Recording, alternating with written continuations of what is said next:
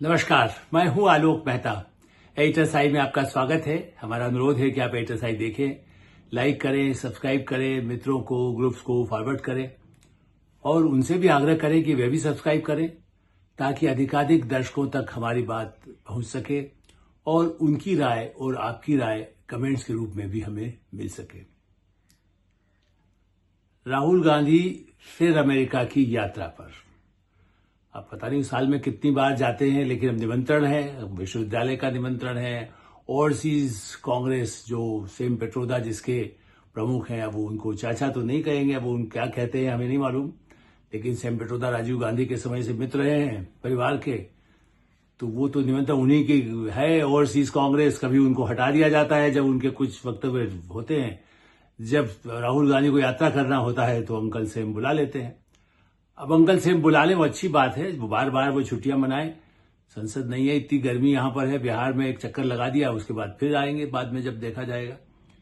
2 चक्कर लगा लिए बिहार के, अब कुछ घंटे तो वहां रहे ही थे, एक बार 2 घंटे, फिर दूसरी बार तो कुछ घंटे, तो इसलिए अब उनको लगता है कि उसके बाद अमेरिका में थोड़ा इस समय आनंद लिया जाए। लेकिन मैं ये मानता हूं कि वो तो पहले से उनको बचपन से ही प्रिय होगा, चूंकि मास्टर राहुल के रूप में ही राजीव गांधी की जो यात्रा पहली हुई 85 में, मतलब प्रधानमंत्री बनने के बाद, तो उस समय उनके जो अपनी जो यात्रा की सूची थी उसमें कौन मेहमान साथ में है स्पेशल विमान में, उसमें मास्टर राहुल और बेबी प्रियंका का नाम भी लिखा हुआ था।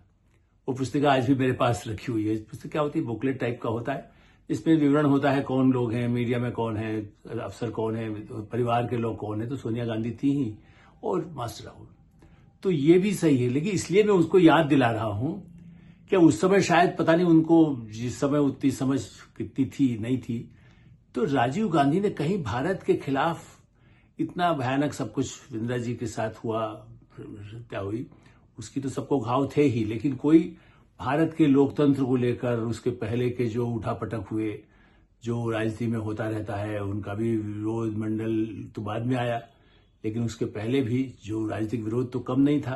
और वो तो खुद इंडियन एयरलाइंस की सर्विस में रहे थे, तो जनता की जो आवाज है उसको भी सुनते रहे, विरोधी दलों की आवाज भी उन्होंने सुनी थी, एमपी तो पहले ही बन चुके थे वो, इस दृष्टि से। लेकिन राहुल गांधी हर बार जाते हैं तो भारत के लोकतंत्र को ऐसा धब्बा दाग लगाने को तैयार हो जाते हैं, यही मेरे लिए दुखद का है। अब पहले न्यूयॉर्क पहुंचे और फिर एक यूनिवर्सिटी में चले गए, क्या नाम लिया जाए, ऐसी यूनिवर्सिटी तो वहां 50 हैं, उनमें किसी में भी आप चले जाइए, बुला लीजिए, आप खुद ही वहां पर जो भी आयोजक है उनको कुछ पैसा फीस दे दीजिए, वो बुला लेंगे, आपको कह देंगे हाँ ठीक है आप हमारे यहाँ प्रोग्राम कर लीजिए, या निमंत्रण उनकी तरफ से दिला लीजिए। कुछ तो प्रवासी भारतीयों का बड़ा महत्व है ही।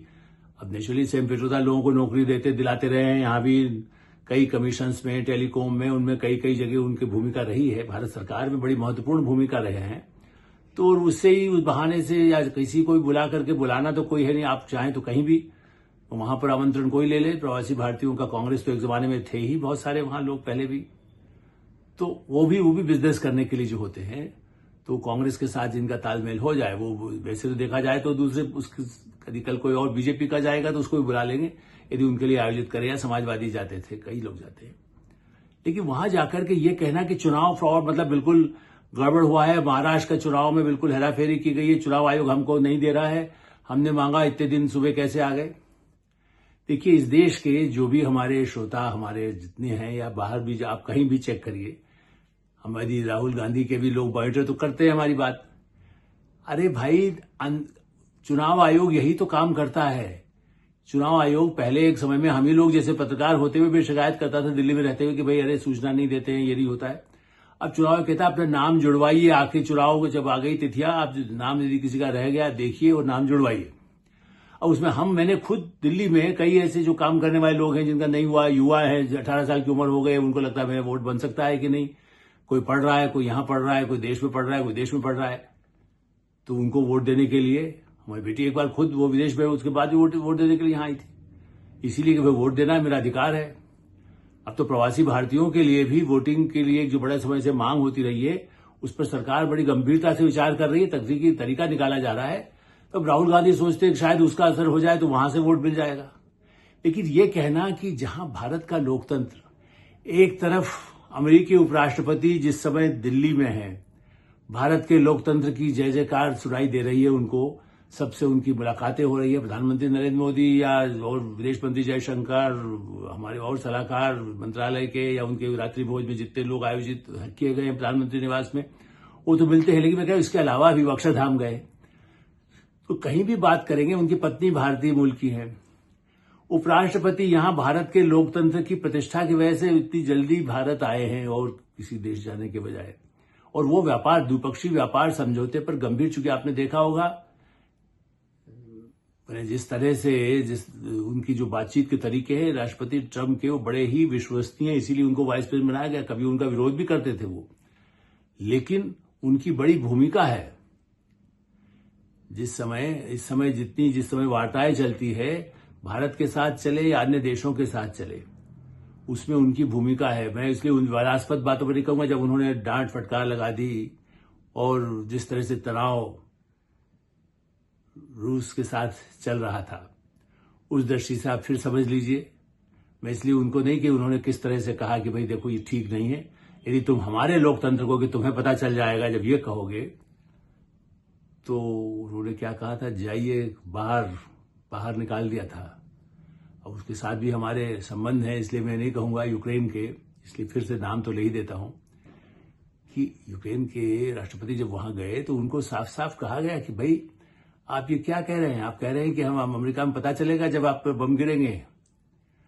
ऐसे ही बम गिराने का काम जैसे करते हैं ना आप, वहां जाकर भारतीयों के बीच में और विश्वविद्यालय में विदेशी देशी जो लोग हैं, तो लोकतंत्र पर ये बम गिराने जैसा है जब आप ये कहें कि सब ये झूठा है। भाई मुंबई में इतने बड़े पैमाने पर विदेशी आते हैं, भारत में आते हैं। कल प्रधानमंत्री नरेंद्र मोदी फिर सऊदी अरब जा रहे हैं, इसके पहले यूएई के यहां पर आए हुए थे क्राउन प्रिंस, अब वहां सऊदी अरब ने उनको बुला रखा है। भारत के साथ व्यापार सारे, चीन में कंपनियां, चूंकि अमेरिका ने जितने सारे टैरिफ लगा दिए, तो चीन में जो कंपनियां हैं वो निकल करके भारत आने के लिए लगातार एप्लीकेशंस मेल भेज रहे हैं। इसी समय में आप कहें कि वहां लोकतंत्र ही नहीं, अगर पता नहीं क्या होगा, तुम कंपनी लगाओगे तो पता नहीं क्या होने वाला है। ये आगे शब्द कहा नहीं जाता, लेकिन जो भी उसको एनालिसिस करते हैं और जो भारत को बहुत फॉलो नहीं करते। हाँ, मैं भारतीय जनता पार्टी या अन्य नेता, हमारे सारे और भी पत्रकार में जब कहते हैं विदेशी भूमि पर, मैंने इसलिए कहा कि जब हम राजीव गांधी के साथ या उनके बाद में भी, चाहे वो नरसिंह राव भी रहे उससे पहले भी, तो उसके बाद रहे नरसिंह राव, उनके साथ भी मैं गया हूं, अटल बिहारी वाजपेयी के साथ भी गया हूं, डॉक्टर मनमोहन सिंह के साथ भी गया हूं। तो मेरा ये कहना है कि उस यात्रा के दौरान या तो मैं सीधे भी पहुंचा हूं, कई बार ऐसा मौका है जब प्रधानमंत्री वहां पर हो। एक बार प्रणब मुखर्जी वहां पर थे जो प्रधानमंत्री नहीं थे। तो मेरा ये कहना है कि जब भारतीय नेता जाते हैं, और विदेशी सुषमा स्वराज जाती थी प्रतिपक्ष नेता होते हुए भी, अटल बिहारी वाजपेयी प्रतिपक्ष नेता की तरह भी जाते थे, और दूसरे जो मंत्री हैं समाजवादी विचारों के वो भी जाते थे। मुलायम सिंह यादव के या उनकी पार्टी के लोग नहीं गए। अखिलेश यादव के बेटा भी इंग्लैंड में पढ़ा है, लंदन में या जहां भी, मैंने ब्रिटेन की यूनिवर्सिटी में। तो जो लोग ऐसे सब जाते हैं तो वहां जाकर के भारत के खिलाफ ऐसा जहर तो नहीं बोलते हैं, जहां तक मैं जानकारी। मुझे अखिलेश जी का भाषण वहां तो चूंकि जाते नहीं, व्यक्तिगत रूप उसमें जब गए हों, तो उसके अलावा जब मुख्यमंत्री के रूप में जाएंगे या प्रतिपक्ष के नेता के रूप में जाएंगे, तो जिम्मेदारी से उनसे भी अपेक्षा यही की जाती है कि वो करें।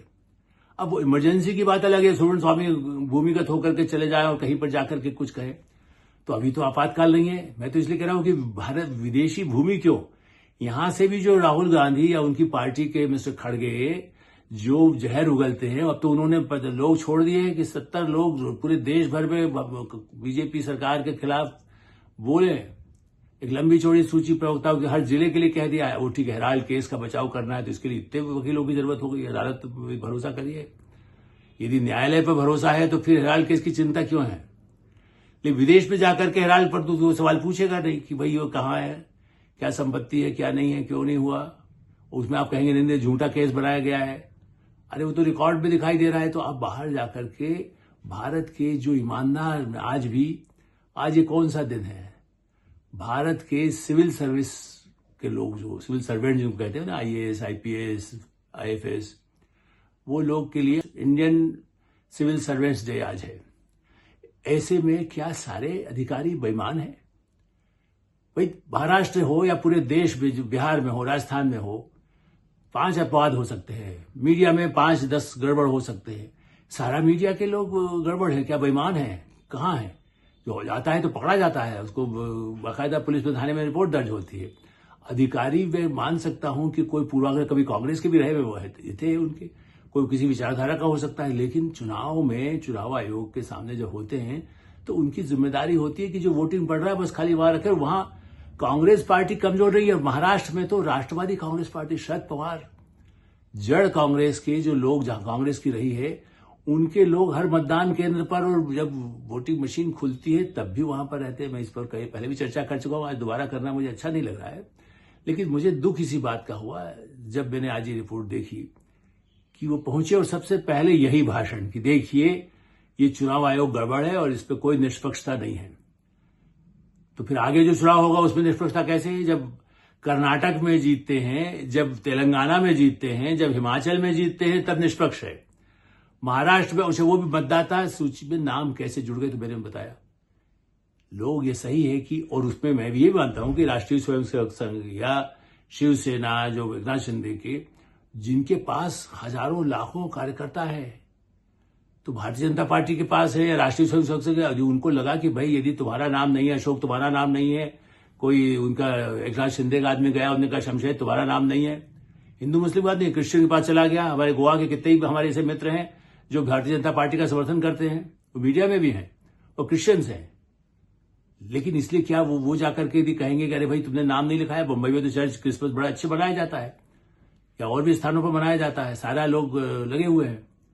तो यदि वो ये कहते हैं कि अरे तुम्हारा नाम हमने देखा, चेक किया जाए, कई बार हम ही लोग चेक नहीं कर पाते, अब दूसरे कहते हैं भाई चेक करिए कहीं नाम कट तो नहीं गया, ये भी मिसचीफ हो सकती है।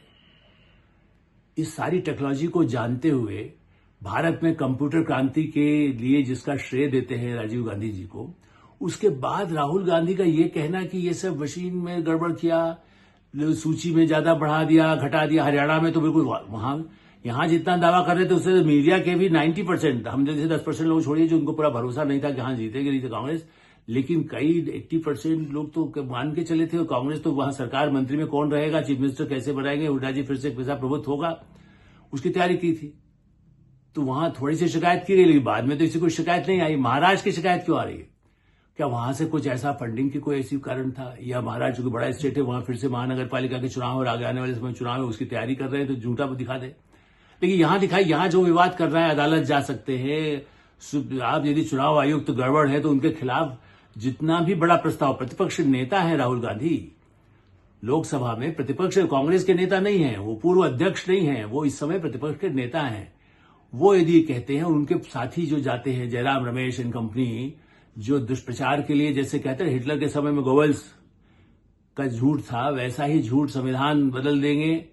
हाँ, समान नागरिक संहिता आने वाली है वक्त के बाद, ये तो मैं कह सकता हूं, आना भी चाहिए।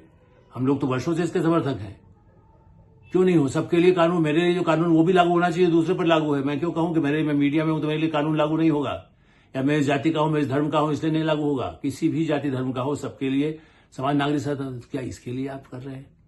डरे हुए हैं?